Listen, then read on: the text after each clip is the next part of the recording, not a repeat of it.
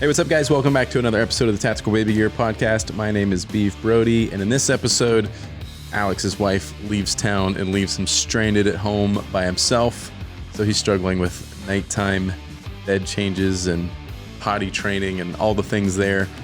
We also talk about instilling some confidence in your kids and telling them that it's okay to say no, amongst several other things. It gets much better along the way. It's a little slow moving in the beginning, I'll be completely honest, but things get really good as it goes. So stay tuned, sit back, relax, enjoy the show.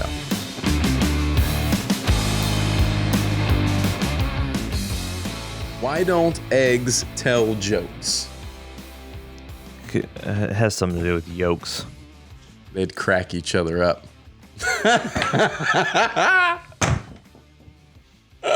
You're a picky eater. Do you eat eggs, I guess? Yeah. You do eat eggs? Yeah. Just not pickles? Nothing green? What the hell's eggs and pickles got to do with anything? We're going down the list. Eggs aren't green.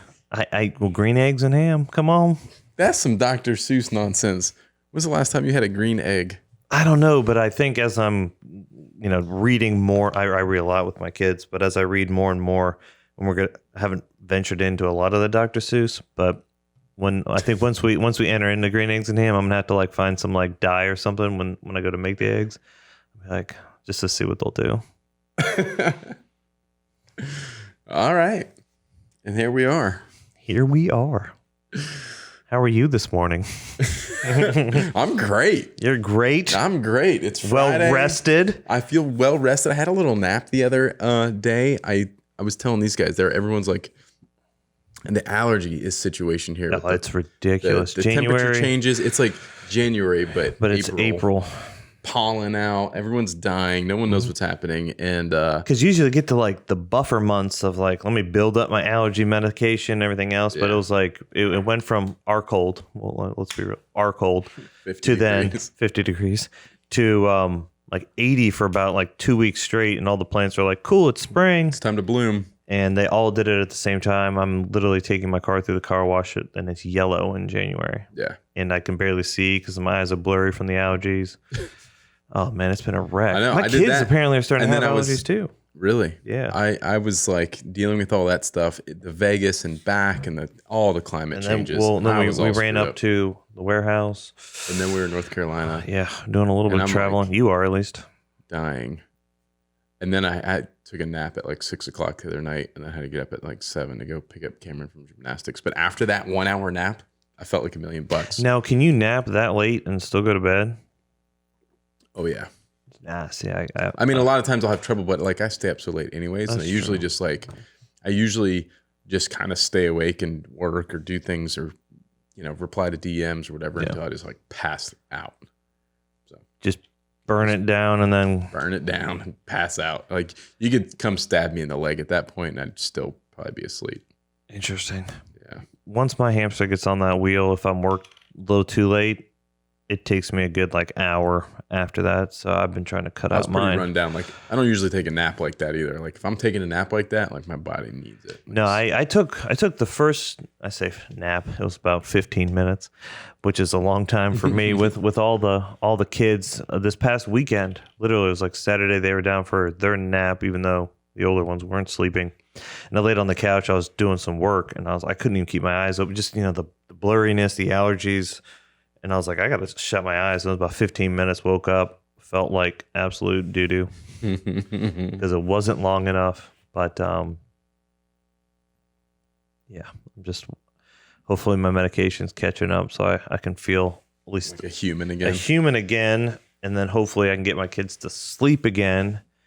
And then I might feel not tired. So you haven't been getting any sleep still? It's been hit or miss.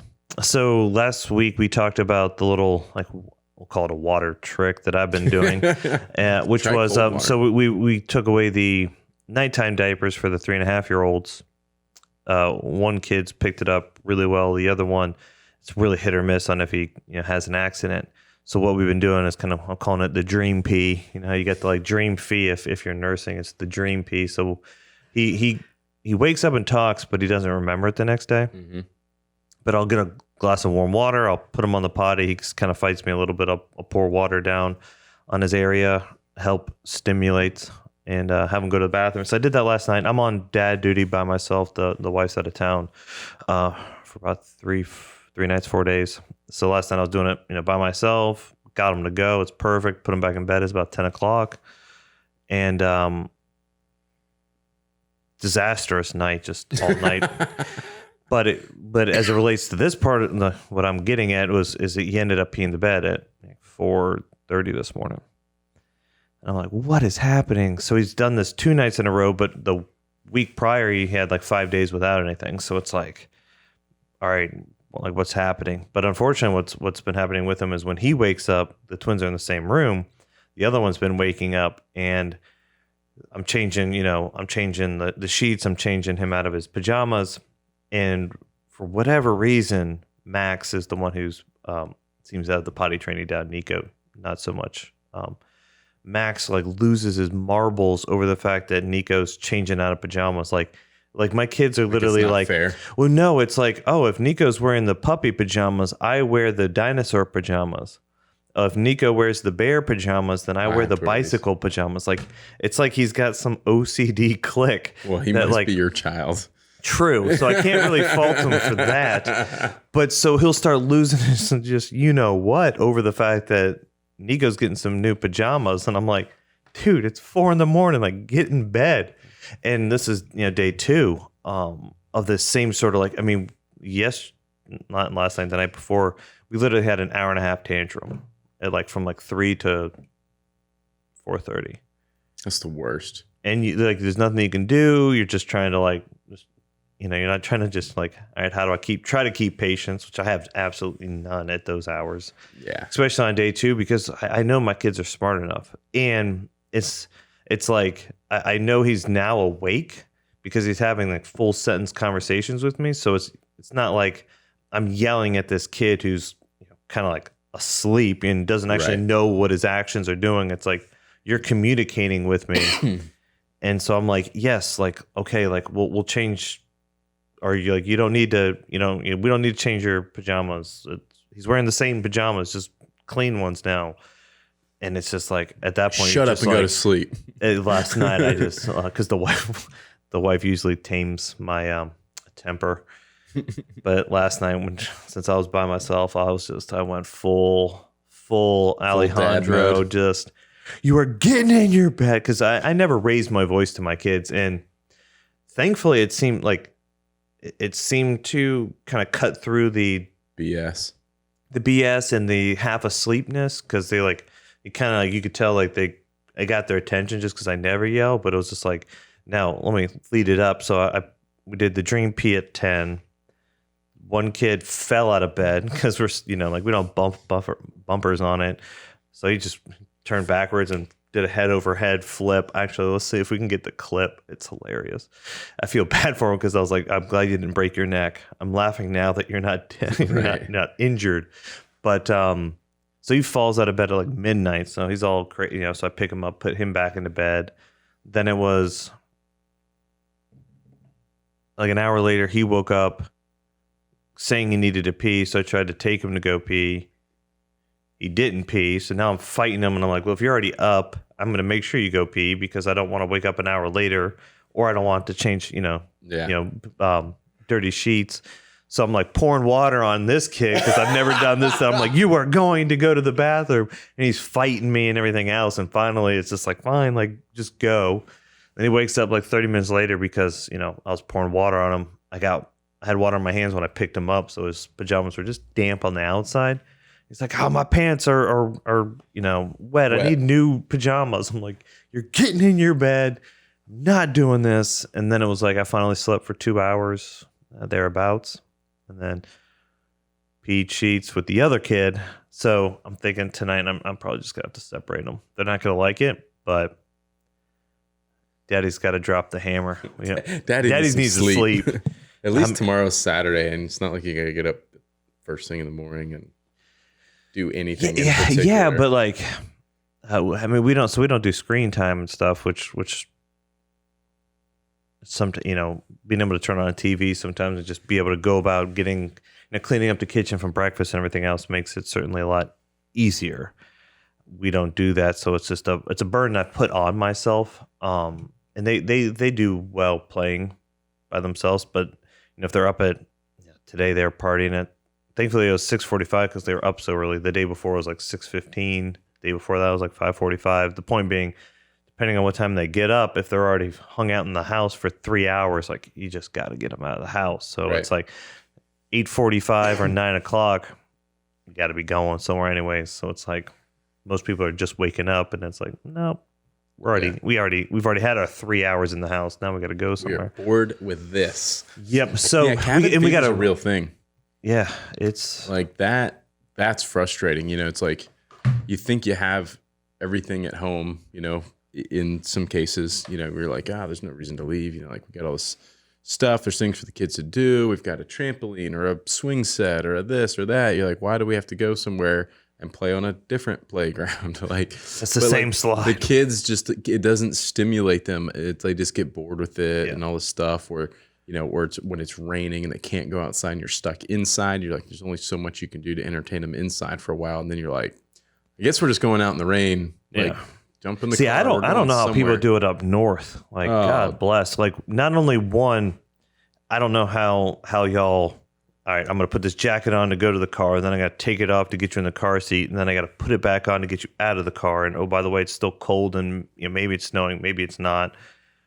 And then you have like, if you've got a range of kids like me, all right, the youngest one can walk. But if we're in a parking lot, I want to just kind of hold them until I can get to a shopping cart. The older ones can hold my hand.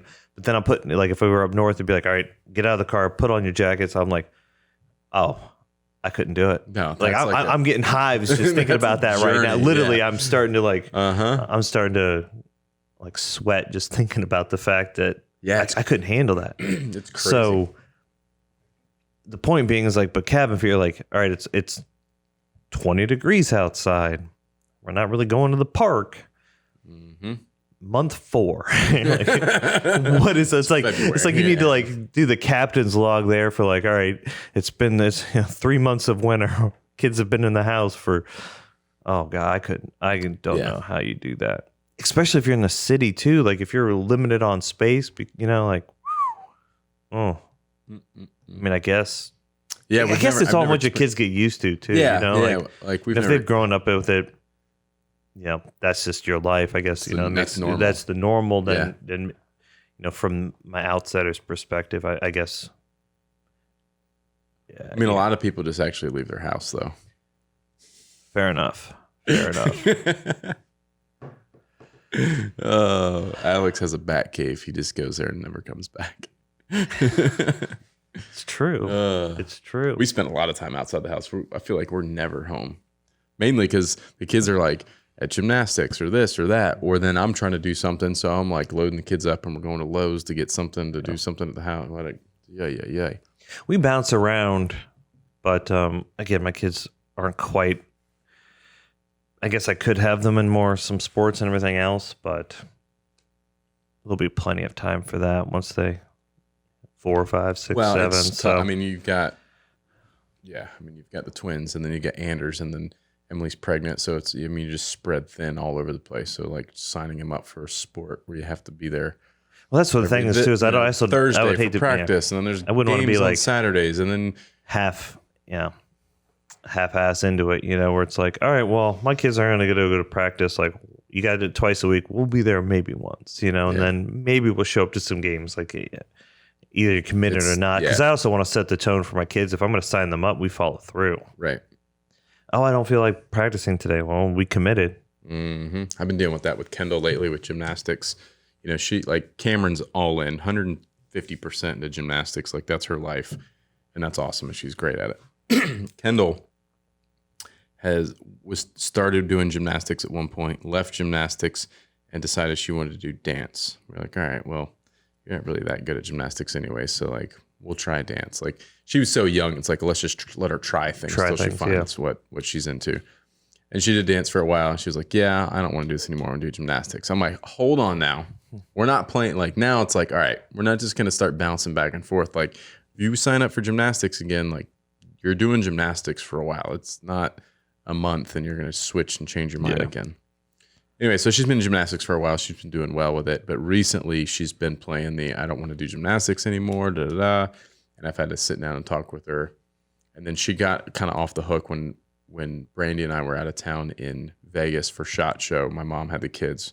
And we were just like, yeah, don't worry about taking them gymnastics. You got enough on your plate. The babysitters like, don't need to be running around 5 days a week back and forth gymnastics. I was like, listen, Kendall, like you don't have to go to gymnastics next week because you're going to be at grandma's house and you'll have the whole week off. So you get a week off of gymnastics, but you're back to gymnastics. And she's still wishy-washy on it. But like one day she'll be excited about it and the next day she's not. So who knows how that'll play out, but I keep holding her to it. Yeah. Well, again, if she said she wanted to do it, you got to at least commit to some time frame.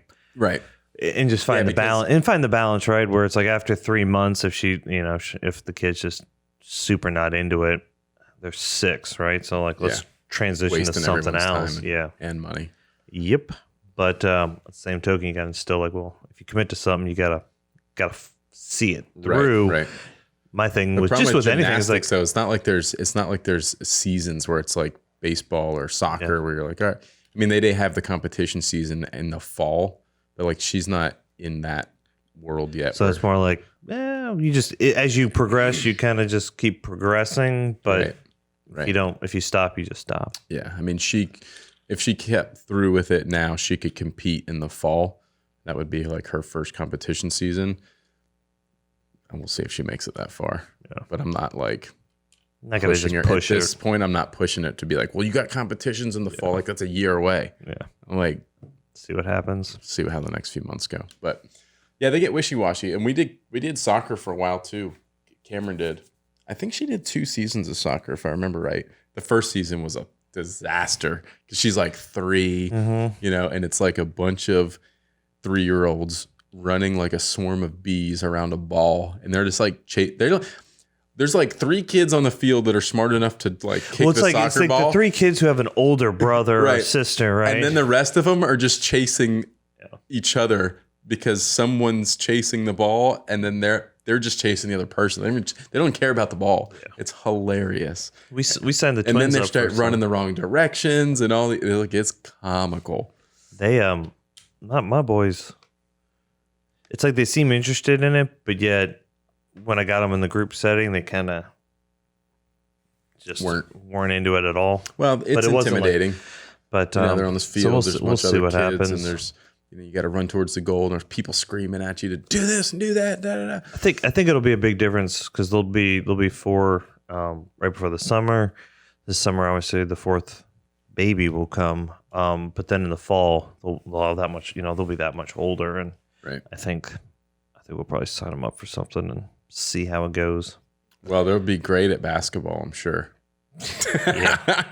all 2 feet nothing, 3 feet nothing, whatever they are.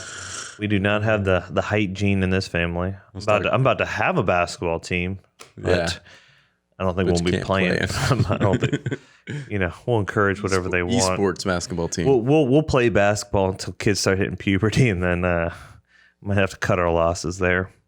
When those kids go from like all being, the same height to then you got these kids that jump up 2 feet. You're like, well, your basketball career just ended. Exactly. So, sorry. Mm-hmm. Unless you got the ball boy. Unless you're quick and got an amazing three point. Or even but anyways, I never got into basketball. Yeah. I enjoyed basketball. I played baseball a lot. Yeah. I did baseball and soccer, traded off until I think it was end of middle school, and then high school is just full soccer. I didn't do any sports year round in high school. What was I doing? I was working and like skating and playing with cars. It was like reflecting on it now. I've got mixed feelings because it was great at the time, but made a lot of good friends. But now part of me is like, man, I could have, if I would have been working, making some money, we'll stockpile that, man. But you can't get those years back playing soccer and doing all that. No. It's not like you could do it now easily. No. You know what I mean? Some people, like my brother played in an adult league for a while before his kids.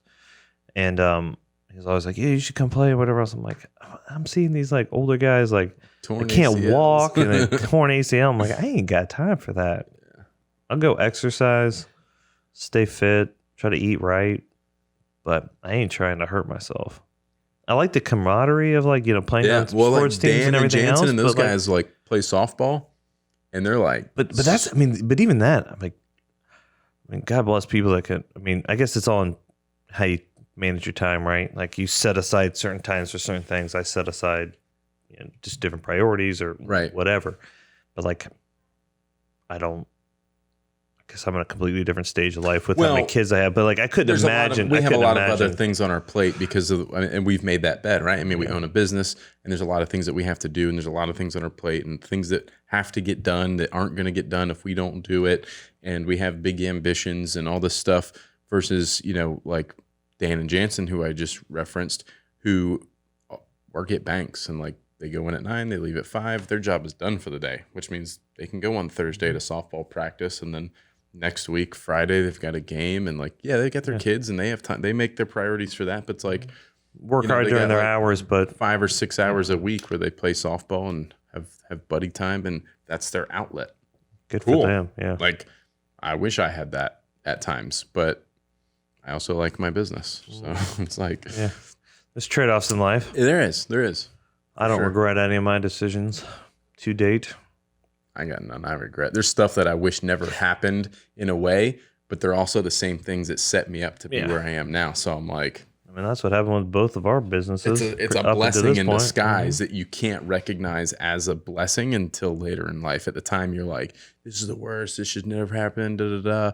But they turn out to be some of the best things that have ever happened. So, it's like, no one wants to touch a hot stove, but you realize it will burn you and you don't do it again, You gotta. Sometimes you just gotta learn that lesson, or hopefully take something away from it, right?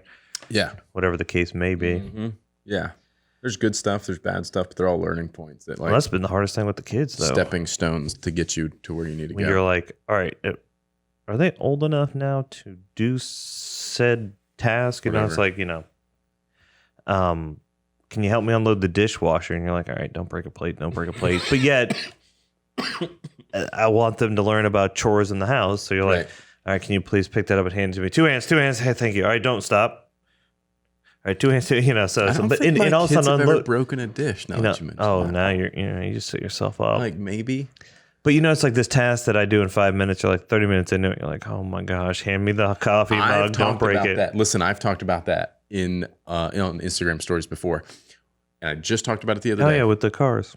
Like there's certain things that you want to be able to do and include your kids in, right? And then there's times where you have to be in the right mindset to be able to accomplish that, because there's certain things that those tasks that would take you 5 minutes, like washing the car, unloading the dishwasher, or maintaining something, or vacuuming the car, or I'm trying to think of the things that have happened to me recently, but you're like, I could just do this in 5 minutes and be done with it. Or I could teach my kid how to do this, which is a valuable lesson in the long term of like, this is why you take care of things, or this is how you do this properly, or this is where the dishes go and why we put dishes away, and this is teaching you manners or whatever. Right now it's even just transitioning to putting their shoes on. They got a Velcro, but it's like, all right, Dad will help you put your socks on. You need to put your shoes on, and then again, the hope right now really is what's encouraging all that right now more is like once you have the fourth child, it'll be like, all right, we're going out the door. You need to put your socks and shoes on. And right. Hopefully they've learned that. But teaching them those things and being able to like put yourself in the right mindset and take a step back and say, hey, this 5-minute task is going to take me 30 minutes because I'm going to teach them how to do it for themselves. And then hopefully along the way, like they can be more helpful later, or you can just ask them to do it. But like you have got to set your head right for those moments of being not saying, I got this, get away. Yeah. Don't do that. Don't touch this. I got it. Because they don't learn anything from that. But it is hard to make that mind. But once you make that mind shift of like, hey, today I'm just sacrificing my time to take 3 times longer to do this because I'm going to teach them how to do it along the way. And it's going to be super frustrating at first, but then it usually ends up being fun. Like the stuff that I've done recently depends on the activity, right? What's not fun is you're trying to get out the door to go to daycare, to go to church, to go to whatever. And it's like, put your shoes on. Let's help You're going to put your shoes on. You get distracted, squirrel kind of. I always, you're like, oh, like, can you like if I just put your shoes on for you, we would have left 10 minutes ago. But it's like I have to do this every day, every day. Actually, I just gotta. We were texting with the doctor this morning because I told the wife what happened last night, and I was like, man, like I need to work on. I need to work on my patience. So. Get in the right mindset at 4 a.m. that this is going to take forever. But how do you learn not to pee the bed? Well, you got to repetition. Right. Yelling at them probably isn't the best decision. But we've all been there. You just it is hard. But again, so like we texted the doctor and I was like, all right, so like the one kid's got it, the other one doesn't seem to have it.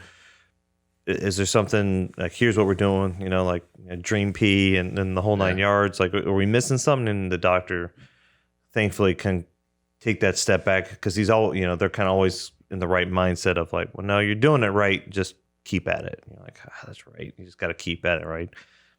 We need to leave to go to school, but you need to learn how to put your shoes on. I got to do this every day, 5 days a week. We got to keep at it. My kids won't leave their shoes on. As soon as we get in the car, Kendall in particular, shoes come right off. I'm like, and then so like we'll like get your shoes on, we got to go somewhere. We get to that place, I go to open the door to get her out of the car, shoes are off. I'm like, why are your shoes off again? Put your shoes back on. What are we doing? Yeah. And your socks? Why are your socks under the seat? Get your socks back on. Put your shoe. What are we got things to do. Oh my gosh. I'm like, what in the world is happening? She don't like that restriction? I'm like, does she kick her sandals off like during the summer? Yes. Oh, and that always feet out, barefoot. Like shoes are on. We walk. We get in the car. I like before I can buckle her seatbelt. Well, they're off. I'm like, hey. Well, that's another thing, right? Just teaching them to like buckle up, and then you're like, let me spot check that real quick. But that's my kids are OCD. I've taught them how to buckle that seatbelt and like. I could be backing down the driveway, like if we're in a hurry to get somewhere, and I'm like, everyone's in the car. I'm like, get your seatbelt on. And we're like backing down the driveway, and they're freaking out, screaming, kicking, crying because they don't have their seatbelts on yet, and the car's moving. And I'm like, okay, I'm glad you're thinking like that, but like we're in a hurry, but like it'll be okay. But they better be on before we touch that mailbox, or whatever. I'm like, but we've got a golf cart just to putz around our neighborhood in. And that's been the one thing. Like we have, you helped me install the seatbelts. It's like been trying to train them on that, just because I've heard too many stories, especially as it relates to even golf carts. Of like kids just falling off and hitting their heads, because or everyone adults treats a golf cart like a toy, like it's a toy. So it's like even that. So they go to stand up, and it's like slam on the brakes. Obviously not, and then be like, we're not moving until you sit down again. Just like that repetition. Mm-hmm. So when we were kids, we're like bouncing around the car. Yeah. Ridiculous. And then you take it even further, like our parents, that station wagon 10-hour trip, there wasn't a car seat. The baby was in the lap, in the front seat, no airbag. Oh yeah. Oh yeah. Well, there's a reason that we invented seatbelts. They do good. Yeah. But, there was something. The big thing for me with the kids when I was when we bought the boat, and it was like, all right, we have a boat now. You guys want to take the boat out? We have to wash the boat when we're done. This is how we wash a boat. And then I was like, okay, I don't want you guys washing the boat because they take the brush and they would like, I got big long like broomstick poles with a brush on the end. Because it's a pontoon boat, and once it's up on the trailer, then it's really tall, and like so. Anyways, but they couldn't really hold them up. They're like full of soap and water, so they drop it on the ground, like in the dirt, and then pick it back up and start scrubbing the boat with a dirt covered. I'm like, no, and it's black, and I'm like freaking out. I'm like, nah, stop. You get in the boat, and here's a sponge, and just pretend like you're cleaning off the seats, or something, just to make sure they're doing a something, task, right? Yeah. So then now they are stuck with interior duty because I can't. I'll die. That's another or thing. Or scrubbing the pontoon itself with like a hand brush.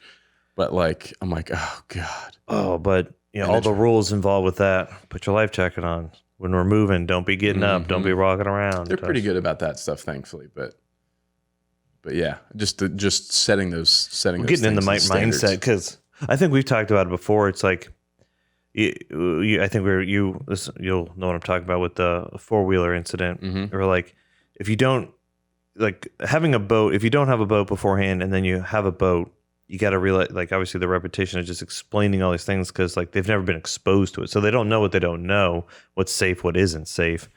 And so that just translates into just anything. It's like, well, you can't just hop on this 4-wheeler if you like if someone else says it's okay, but if you don't know, so it's like, how do you try to at least prepare them enough to realize that they're in a situation where it's new for them. It's like, well, ask an adult. Mm-hmm. What do you need to know or not know? Well, the other side of that too is instilling things in them, because kids are like monkey see, monkey do, right? Like, well, so-and-so was doing it. I'm like, that doesn't make it okay for you to do it. Yeah. You know what I mean? Like, that's not okay. Yeah. But to the same point, they like monkey see, monkey do. They see you do something, they want to do it. They hear you say something, they're going to say it. Yep. And so you got to instill those things in them so that they know it's okay to not do what their friends are doing.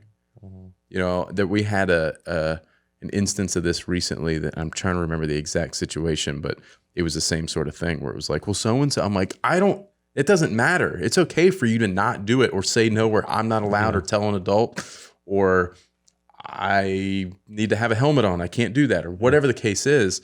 Like, I got your back. Yeah. You're not going to be in trouble, but know that it's okay to not do that, or but instilling those kind of values in the kids, but like, then leading by example because of the same reason. It's like, well, I wish the other kid was wearing a helmet riding that bike, but if his parents say it's okay, I'm going to say, well, you probably should have a helmet on, but you need to wear it. Right. And guess what's going to happen when that kid falls? Oh yeah, he's going to be in a lot of pain, and you won't. So, yeah, gotta instill enough confidence in them to be able to say no. I think that's one of my biggest concerns about rating me, if you would, on how good of a father figure I'm going to be, is as they get older, especially into the high school, into college, to where as they still are developing that frontal cortex. You know what I mean? Mm-hmm. And being impulsive. You're using big words over there. I can't say nip it in the bud or nip it in the butt, but occasionally we'll throw out them good. It is nip it in the bud. B-U-D? Yeah. Okay. In the context that I was saying it apparently I guess. last week. I don't know. A few people DM'd me and corrected me and told me I was wrong. So what do I know? I mean, we're coming from the person that... has a book of Alexisms. Yeah, exactly. I think we've talked about it before. It's like, what's a classic? It was like, everything's going to, what is it? Hell in a handbasket? Hell in a handbag. Or handbag, something to that effect. And if your kids are listening, just do a quick earmuffs on it. It was like, I say shit in a handbag once. And I was like, everything's going to shit in a handbag. And the wife looks at me and goes, that would be bad. That's not the expression, but that would be bad. I was like, yes, that would really ruin your day if that happened. But instilling enough to where, like, again, like, I mean, obviously, I believe I'm sure you had alcohol before you were legally 21, but it's like, how do you make sure that if they're doing that, they still have enough confidence to say no or not do something completely irresponsible or stupid? It's like, so did you instill enough at a young age for them to have the confidence to say like I'm okay? Maybe they say yes to the beer, but they're not doing shots after shots when they're 18 years old or in college even. Right. It's like, how do we instill enough of that confidence in them to where they can make decisions and be okay with people being like, well, I guess you're not that cool or fun. You're like, yeah, but I'm also not the one driving down the street getting in a car accident, right, endangering other people's lives. I didn't drink. I might have had a little bit of alcohol in college, but that would have been like once and maybe twice. But I really didn't drink until I was probably like 23. Really, I had no desire. I had alcohol doesn't do anything for me like that. Like, I got my fix, my high. I scratched that itch by I was an adrenaline junkie. You know what I mean? Like, I needed to go fast. I needed to do stuff like that. And even like the peer pressure of other people like drinking, they would often be like, hey man, you want a drink? You want a shot? You want a beer? I'm like, no, I don't drink. And most people are respectful of that. Like, oh, okay, that's cool. You know what I mean? Yeah. Well, I'm going to have 6 shots. All right, well, you have 6 shots and I'll drive you home. Exactly. You know, most people respected it. So I never really got that like that pushback from people of being like, oh, you pussy, you need to eat. You know, it's like, I never really had that. But I think everyone else also had. But you also had enough confidence to say that. Enough confidence to say that. But I think people had a different kind of respect for me just based off of kind of who I was in that social circle of like people. I just had a lot of friends. Everyone liked me, but I was seemingly always doing some cool thing or something neat that people were like looked up to that. You're like, man, he builds the fastest cars. Like, I don't care if he drinks or not. He builds the fastest cars or whatever the case is. You know, so, whatever the correlation is when you're 18 and 20. Whatever it was. But like, so I never really got that pushback. Yeah. Well, I'm not, you know, really but even it, but you know, like, you know, talking about a kid when they're 13 and like, all right, everyone's going to go jump off this huge bridge. It's like, well, do you know the wall? Like, do you say, do you have the confidence enough to be like, well, that doesn't seem safe or smart just because there's an unknown that we don't know, you know? Right. No, especially some random bridge. Now, if it's like a popular, like everyone in town there's exactly. You know what I mean? That's what it's like. Just the confidence if you're just kind of running off where parents have no clue where you are and everything else. Yeah. You have enough intel. Like, talk about let's not throw the bricks at the gators in the pond if no one else is around. You know what I mean? That's what I was doing. Exactly. That's what I'm saying. Enough confidence to be like bricks, beep, beep. sticks, paintball guns. Oh gosh, all the things. I used to mess with alligators all the time. I mess with them at way too young of an age. Now that I think about it, but I know. We were in lagoons, like in. I'm like canoes. Kayaking around these lagoons with gators, and I'm like 7 and 8. I'm like, I might have had a life jacket on, but I'm like, you still a gator going? Yeah, we used to go out and do all kinds of dumb stuff.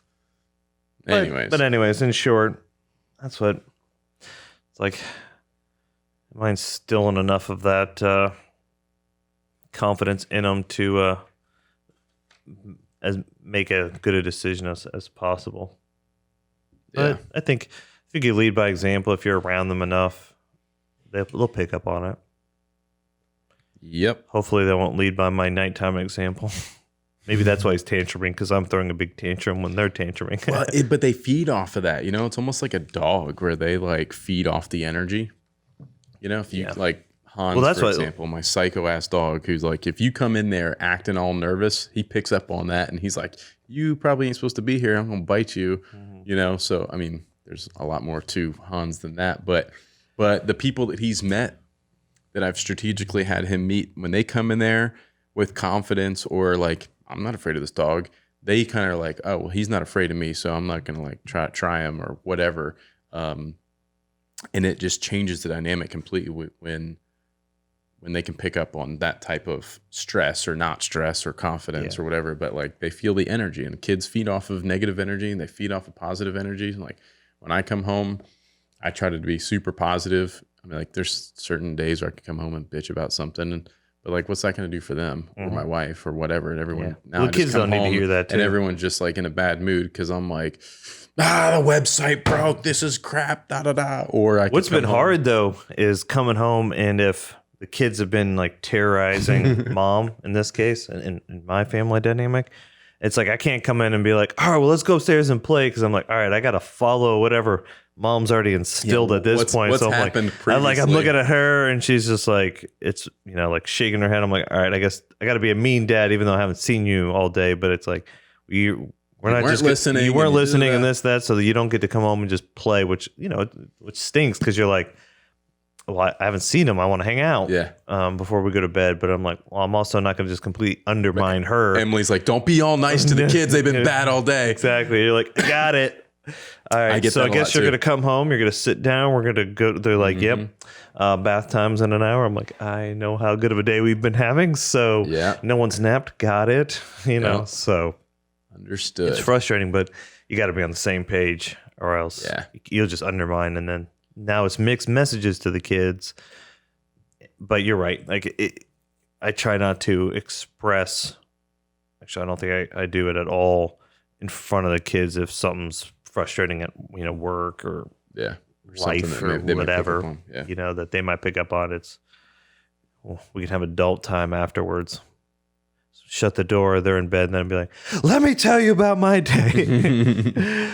But it's not trying to like hide it from the kids, but just there's certain things that they're kids, they don't need all those worries. Try to separate it as much as possible. So think about separation. So let's see, you're planning for King of the Hammers. Yes, I'm separating from you for a few weeks. Yeah. King of the Hammers coming up. We Travis and I leave on Sunday. Today's Friday for us. But by the time you guys are listening to this, we are likely there right now as you listen in Johnson Valley, California, which is roughly halfway between Las Vegas and LA in the desert in the middle of nowhere for King of the Hammers. In their centralized area for that, they call Hammertown. And this is like a town that emerges out of nothing in the middle of the desert with like hundreds of thousands of people, race cars and trailers and RVs. And it's pretty awesome. Yeah. We're racing three Jeeps. I think we talked about this last week, but 3 Jeeps in conjunction with the Man Spot and Impulse Off-Road. Impulse Off-Road has built all 3 Jeeps. Man Spot's racing one. John and his brother are driving the other 2 Jeeps from Impulse Off-Road. And those guys are good. Like Vaughn is pretty new to racing and he does a good job, but he's no expert, by any means, but he does good. John and his brother are pros. I mean, they are like Ford Raptor driving instructors. They've been racing Jeeps forever. They finished the races, but both races last year very respectably, and like they know what they're doing. It's not their first rodeo, and should be a good time. So we have a good chance of finishing some races and with a reasonable pace. So we're excited about that for sure. So that'll be good. Cool. That's about it. Well, then we'll wrap this up so you can get packing. Yeah, I do have to pack up all this stuff. Cool. Well, guys, thanks for listening. We appreciate it. Hope you enjoyed that episode. Wish us luck in the desert, and give us all the thumbs ups, likes, comments, reviews, ratings, all the things that you're supposed to do with, stuff on the internet. We would appreciate it. We'll see you guys in the next episode. Peace.